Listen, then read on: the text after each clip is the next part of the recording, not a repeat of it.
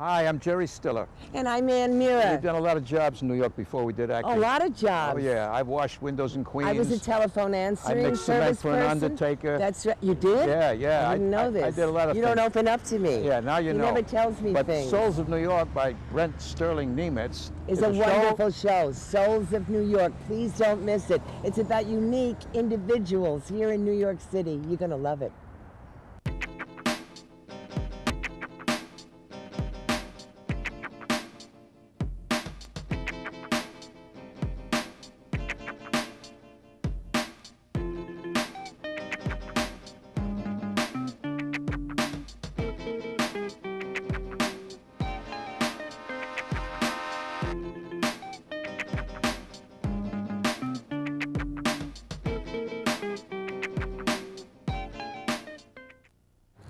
My name is Dave Frieder. For the last 10 years, I've been climbing and photographing New York's great bridges. Still working on an eventual coffee table book of New York's bridges. There's a lot of technical books out there, but I'm working on a book that'll show the incredible beauty of these bridges, the magnificence, the engineering behind these great structures. My favorite city bridge, mind you, is the Manhattan Bridge right behind me here. This is the first modern type suspension bridge. It was the first suspension bridge to use a Warren truss, the triangular truss you see between the upper and lower roadways.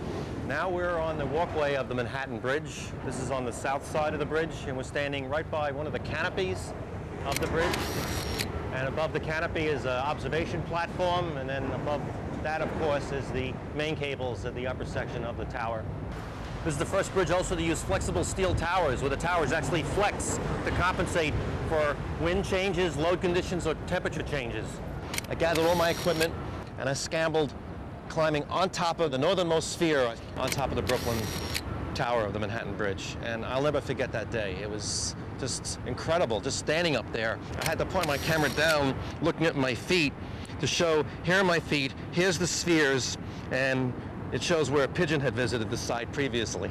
My favorite bridge of all is actually the George Washington, that one I've crossed the most. That bridge is absolutely an engineering masterpiece. It's a braced bridge similar to Williamsburg, but more than twice the size. The curved arch, that serves no function, that's strictly decorative. It's the other steelwork within the arch that's actually structurally functional. The George Washington was the works of Othmar Ammann. He designed 6 bridges around the New York metropolitan area, and he actually assisted Gustav Lindenthal in building the Queensboro Bridge and the Hellgate Bridge. It was the first suspension bridge to use 3-foot diameter main cables to hold up a double-deck roadway, and the George Washington is the only 14-lane suspension bridge in the world. I have no fear of heights. To me, the higher the better. I get a natural high, no pun intended, being high up on a bridge.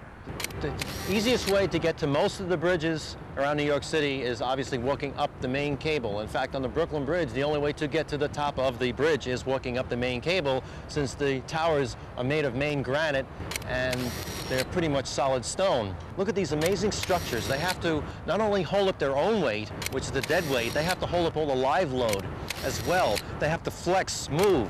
There's 4 forces involved with the bridge. There's compression, tension, torsion, and shear, which is tremendous forces involved.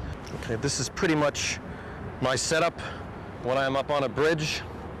I have the gyro attached to the camera. I have a safety cable hooked to the base of the camera and the gyro. The safety strap that holds this in place. I have this buckle here, so in case one of these hold downs should break, the camera will not leave my person. One I liked especially was the Throgs Neck Bridge, where I was attacked by peregrine falcons.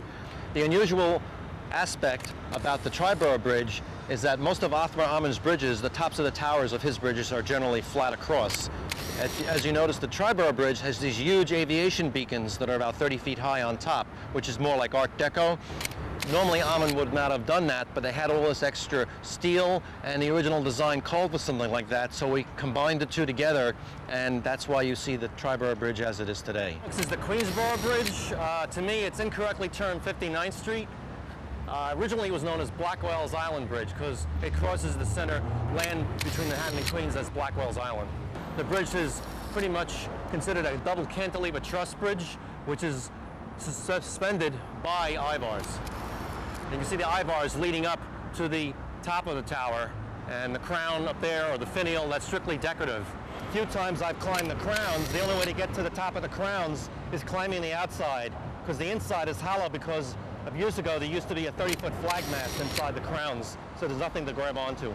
The Queensboro and the Hellgate, these are the two most difficult bridges for me to climb, and it's kind of funny that these two bridges were built by the same engineer, Gustav Lindenthal. You can see the handrail up there.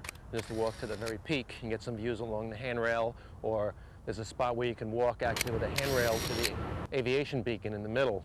The Verrazano, that's one of my favorite bridges. That was the last bridge designed by Othmar Ammann. At the time of its completion in 1964, that was the longest suspension bridge in the world, 4,260 feet between towers. And because of the curvature of the earth, they actually have to offset the top of the towers from the base 1 5/8 inches.